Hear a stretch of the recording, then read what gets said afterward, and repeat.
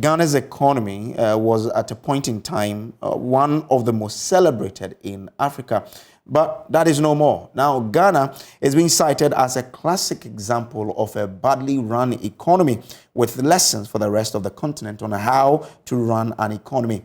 Head of our political desk here at Joy News, Evans Mensah, has been in Rwanda in the last few days as guest of President Paul Kagame's governing party as they mark their 35th anniversary. Now, he reports that Ghana is getting some attention for all the wrong reasons from international experts discussing African policy at the governing party's international conference.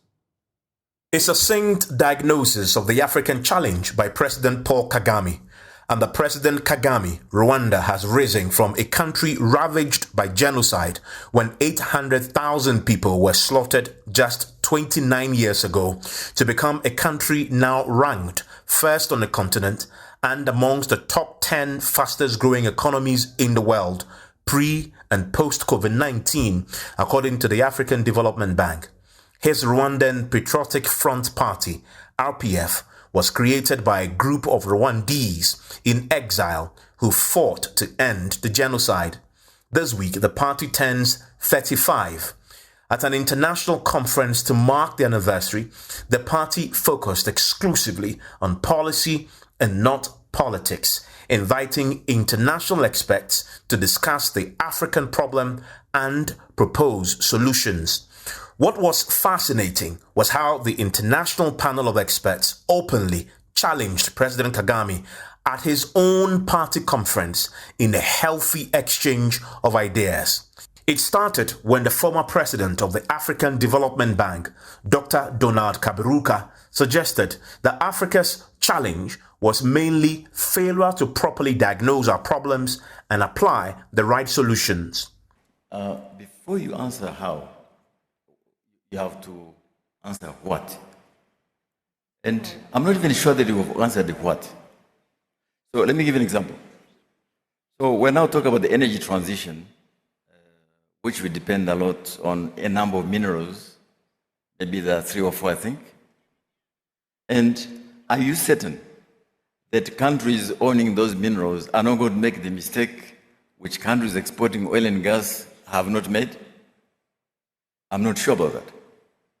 So, if we're going to say, this is how we do something, but what are you doing in the first place?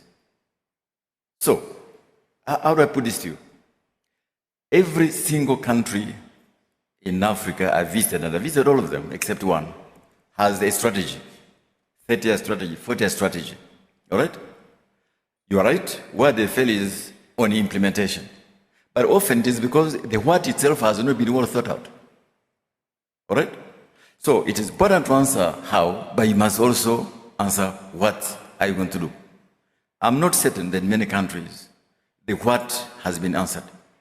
President Kagame, in his front row seat, raised his hand, appealed to speak, and disagreed. We've been places, all of us, and we've been in search of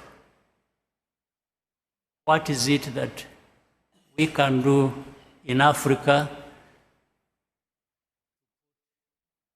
transformation journey on track as we wish to. The problem which Donald talked about also is that implementation. It's actually the main issue.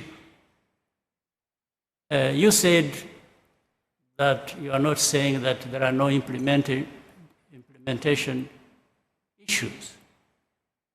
Actually, this is the problem. Forget about the how or the what. The how and the what have been answered by you even now on the sitting there in the panel. They have been answered before several times for years. When it comes to doing things, we either do nothing or do the wrong things. The expert panel stood their ground. Professor at Harvard University, Dr. Celestine Monga, insisted their position on the matter was the right one. I would still dare say that I'm on the side of Dr. Kaberuka on this one, simply because, yes, we've seen solutions, we've heard ideas at conferences, but many times we also have wrong ideas in the books, and we implement the wrong ideas. So I still think that in some questions, the what is still relevant. What should we do? What should we not do? I see in many African countries, I was very happy among many nice jobs that I had. One of the most meaningful was to be chief economist, vice president of the African Development Bank, because it was for me really the opportunity to serve the continent. I had bigger jobs before that, but that one was so far to me the most meaningful. And I could tell you, Mr. President, that I had interaction with a lot of ministers and prime ministers and presidents who believe in the wrong ideas. So I think that the what, in some situations, is still relevant. President Kagame will not give in, making another comeback, calling out African countries for either doing nothing about their problems or doing the wrong things. Because we're asking the what of two kinds. What do we have to do ourselves, Rwanda, the continent?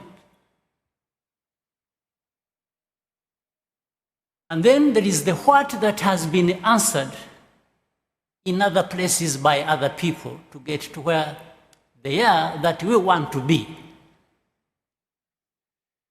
So, of course, countries have different contexts. But this does not preclude the point I'm trying to make. Saying, then you learn from the experience of other places who have answered the what in their context. That brings you closer to understand the what in your context. So that's a report by Evans Mensah. He joins us via Zoom now with details or some update from this particular conference. Evans, great to see you there. Thanks for joining us live from Kigali. So what more have been said at this particular international conference? Well, so towards the end of it, the subject of particular African countries and how they're running their economy, the best and worst cases, and Ghana came up. The former president of the AFDB made the point, but he was very careful not to mention anybody's name. But he says, well, he keep on repeating, I'm not mentioning anybody's name. But it was very clear when he talks about the West African country that had gone back to the IMF, and I mean, clearly, Ghana currently is the only West African country that has formally submitted itself to an IMF program. We are looking forward to getting it. I mean, so it was very obvious which country he was talking about. And then as a Ghanaian sitting in the audience listening to that, you have to eat humble pie. There's a bit of pride that has been pricked, but you have to eat humble pie. I mean, if you look at the data and the statistics, it is very clear that where Rwanda is today from where they were in 1994 at the time of the genocide, where almost 1 million people were killed, to now, this is 29 years.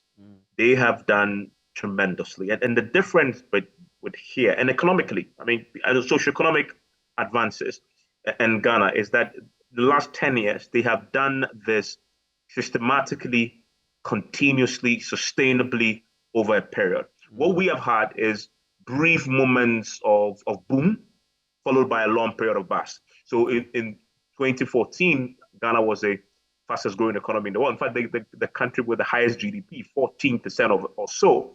And then thereafter, I think it must have been 2011 because of oil, and see where we are today. Shortly thereafter, the NDC government went to the IMF, and then we came to the MPP administration, where in the early years, we're doing well. And then all of a sudden, we are back. That is the difference between us and Rwanda. They set on this path, and they've been on this path consistently over a period of 10 years and see where they are today. And for me, that was fascinating. But again, just briefly, another thing that caught my attention was the fact that this is a party conference. where you definitely have the leader sit there and get challenged by an international panel of experts.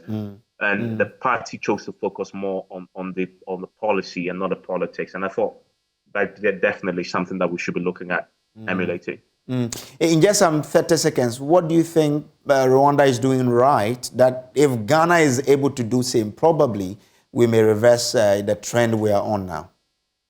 And when this question is asked of me, I want to shy away from the cliches. Everybody will say, "Oh, they're focused on industrialization and etc." Those are cliches. Everybody knows that. And Kagame makes the point. The hows and the what we know, we've been told.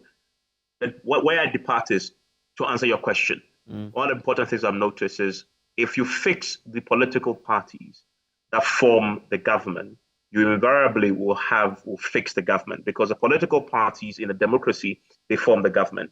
If the party is in discipline, that party will form a government, and that government will be an indisciplined government.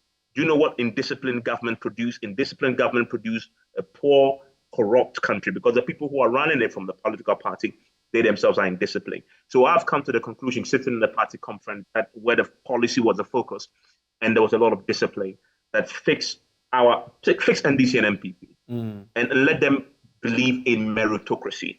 So that when they form the government, they will implement those same discipline principles in running the government. That's the only way I believe we will possibly start making a sustained development over the period. Okay, all right. Evans, keep enjoying Kigali. We'll be back to you sometime tomorrow. Grateful that you could join us there. So that's Evans Mensah, head of political desk here at Joy News, live from Kigali in Rwanda. We'll take a quick break. We'll be back with Showbiz with Becky.